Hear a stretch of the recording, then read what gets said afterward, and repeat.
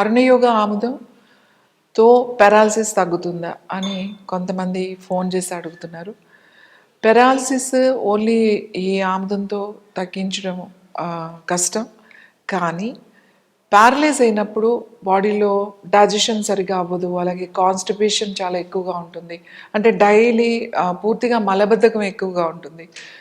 అలాగే అప్లికేషన్ అంటే మీరు ప్యారలైజ్ అయిన చోటున, అంటే సపోజ్ కుడి కాలు లేకపోతే కుడి వైపు లేకపోతే కుడి చెయ్యి ఇలా ఉన్నప్పుడు మీరు రివర్స్ మసాజ్లో మీరు ఆయిల్ కనుక అప్లై చేసుకున్నట్టయితే నర్వ్స్ యాక్టివేషన్ అనేది జరుగుతుంది. అలాగే ప్యారలైజ్ అయినప్పుడు మీరు ప్యాక్ అంటే తలకి ప్యాక్ వేసుకోవాలన్నమాట. కాటన్ ఎక్కడ బాడీ మీద ఎలా వేస్తామో అలా తలకి ఇట్లా ప్యాక్ వేసేసుకుని మీరు ఉంచాలి.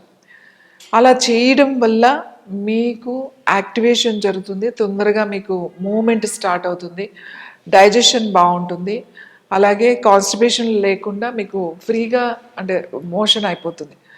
కాబట్టి ఇది రెగ్యులర్గా వాళ్ళు వాడచ్చు.